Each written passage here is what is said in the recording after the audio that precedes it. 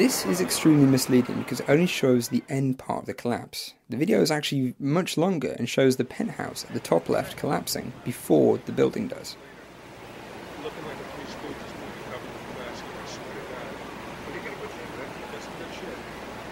Then we went back there. Whoa! So what's happening here? To understand, you have to have a little bit of knowledge of the building's structure. From the 7th floor to the 47th floor, World Trade Center 7 was supported by 24 interior columns and 58 perimeter columns. As you can see, the building was not symmetrical. 21 of the interior columns formed a rectangular building core. The remaining 3 interior columns, columns 79, 80 and 81, were particularly large as they had to support for the long floor spans on the east side of the building.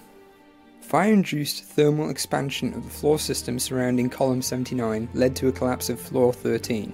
This triggered a cascade of floor failures all the way down to the much stronger 5th floor. This left column 79 unsupported, and therefore it buckled eastward and collapsed. The effects of this can clearly be seen in the video, as the east penthouse was directly above column 79. When it collapsed, so did the penthouse. And again, I have to stress the dishonesty of truthers for not showing this in the majority of their videos. The load of the building was then redistributed onto adjacent columns, which were also having to deal with debris falling on them. This led to column 80 and then 81 buckling as well, which led to all the floors on the east side collapsing, leaving the east side of the building essentially just a hollow shell. Failure of the interior columns then proceeded towards the west because of loss of lateral support and falling debris. And as the exterior columns were still standing, it funneled in all the debris down, accounting for the relatively neat pile of rubble at the end.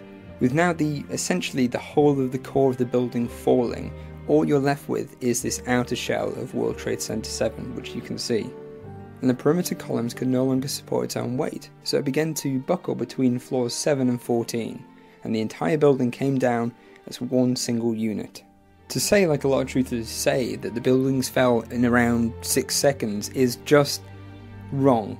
And they know it's wrong. But one thing they do say is, well, World Trade Center 7 fell at freefall. And did it? Yes. It did. Well, part of it did. The west side at least did, for about 2.25 seconds.